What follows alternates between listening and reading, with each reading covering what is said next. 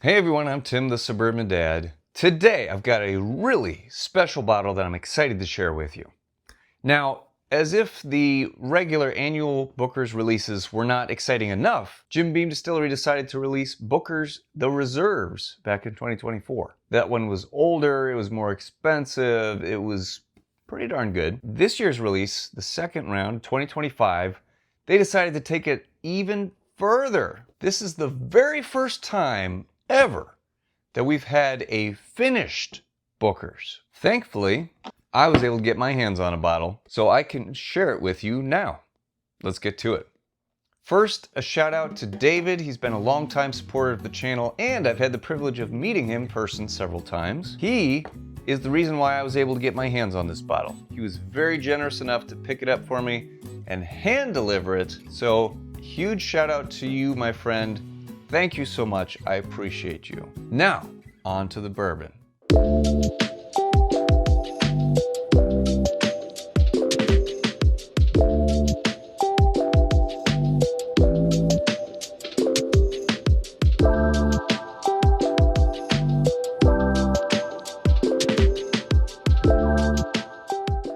I know you're all anxious to hear my thoughts about this bottle, and I'm anxious to try drinking it. But first, there's some really cool background info that I want to go over with you.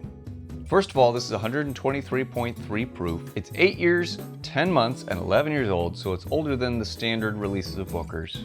This one is 77% corn, 13% rye, and 10% malted barley. Suggested retail price is $130. This is one of the very few bottles that I'm willing to take that plunge of over $100. That's my benchmark. So this bourbon was finished in tequila barrels. Tequila.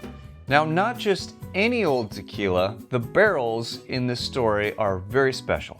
They began their lives way back to age Booker's the 30th anniversary release back in 2018. A very special bottle.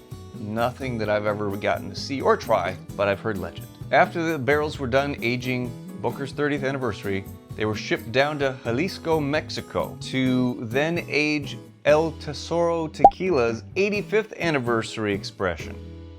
And that also happens to be a Suntory brand.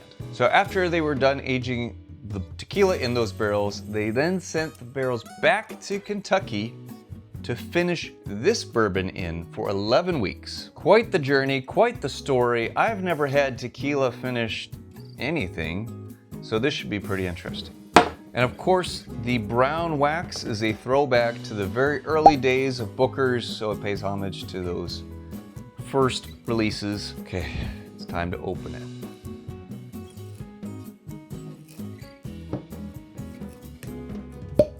So far, so good. Man, this wax looks like chocolate. Not gonna try it. Oh my. So the tequila notes, I'm expecting it to add some maybe minerality or some tropical notes. I don't know. I'm not a big tequila guy, but stay tuned because I will be doing a tequila episode soon. I have some samples that I've been interested to try. Of course, I'm the bourbon guy, but tequila's pretty popular these days. I want to see what it's all about. Very nice, dark, rich color to it. I'm just trying to let it open up a little bit. It's over 8 years old, 123 proof. It's definitely got a nice, warm, inviting nose. Some fruity notes in there. Some oak. Yeah, definitely sweet, fruity, slightly tropical maybe. Almost like a root beer type tone to it. Yeah, very bright, not ethanol-y at all. Just bright, sweet, fruity. Sounds good. This is the moment of truth, guys. Give it a taste. First sip, my palate's getting acclimated to the alcohol. This is my first drink of the day, so 123 proof takes a second to sink in. So far, I like it right off the bat. Those sweet, fruity notes carry over. There's a little bit of oakiness to it, but it's more so the sweet, fruity so far. Let's go with the second sip and see how we're doing. Okay, so I think the tequila seems to be adding more fruit than is typical for a Booker's. It's like a pineapple-y, almost coconut maybe flavor to it. Those kind of fruits, so tropical fruits as opposed to like berries and cherries and stone fruits and things. I like it. It's definitely rich and complex. Let's have another sip. The palate starts off more oaky, and then it transitions to fruity, and then at the end it's more sugary. It's got a good journey to it, has a very long lasting finish, quite good there. Not super oily, it coats my whole tongue, but doesn't get up to the rest of the mouth a whole lot. It's fine. The mouthfeel is fine on it, I don't have any complaints there. Almost some watermelon or melony notes in there too. Just a little bit of herbal minerality maybe. Yeah, a little bit of kind of like just earthy, like a rock, but not gross like muddy, but just, I don't know, or minerality is kind of the best way I can describe it. It's not unpleasant at all. The tequila influence definitely seems prominent. I'm glad that they didn't go past 11 weeks because it seems like that would have really just taken over the bourbon. In general, bourbon doesn't seem to hold up to finishes as well as a rye does. That's been my experience.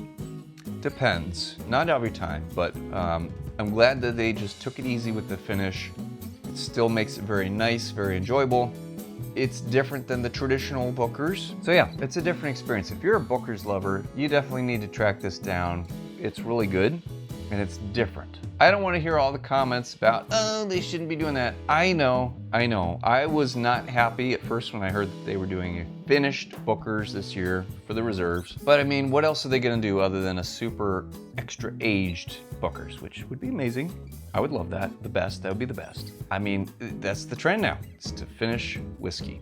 And again, I fall back on the fact that normally finished whiskey is a way to cover up or make up for not so great whiskey or bourbon. In this case, they only did it for 11 weeks, so I really think it just is a enhancement to the good bourbon already. Could they have done without it? Sure. Probably would have just been traditional caramel, oaky, vanilla. Now, my glass seems to be leaking here, so let me pour a little bit more.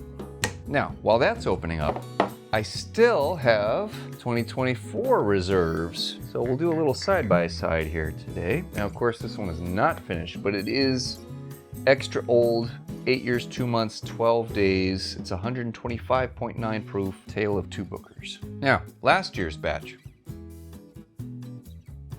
More dark, sweet, dusty notes, like very, very sweet and luscious, no alcohol presence whatsoever on the nose. This one has just a hint of ethanol. This one has nothing, no alcohol in the nose, just dark, rich caramel, some dusty oak, sweetness, syrupy. See, that one's got a better mouthfeel to it. It's more oily and coating. This has more of the traditional bourbon notes that I would want. Rich, caramel, vanilla, sweet. This one is good in its own right, but it's definitely not that.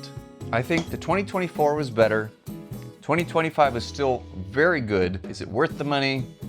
I'd say yes. I would say so. Is it worth killing yourself to find? Probably not. Again, if you're not a true Bookers fan, but if you are, you're gonna want to grab this. And again, it might just be my preference too. Don't get me wrong. Anytime you're listening to somebody review a bottle, take it with a grain of salt. Learn about that person and what they like, and use that to compare to what you already know that you like to really determine, oh yeah, I'd probably like that, or no, I wouldn't. So if you like that more bright, fruity, minerally tone to it, you're gonna love the new release. If you're more traditional bourbon, sweet caramel oak, 2024 is definitely more in that wheelhouse. Thanks for watching with me today, guys. I always love sharing a new bottle with you, especially a little bit more special one like this. I was happy to get it. I knew I would be sharing it with you guys, so that makes it even better. Have you gotten to try either of the reserves? Which one did you like better? Are you a Bookers fan? Are you a diehard? Are you just a Bookers noob? Tell me in the comments. I'm curious to get feedback from you guys. I always love the interaction. So, thanks for watching. Until next time, cheers.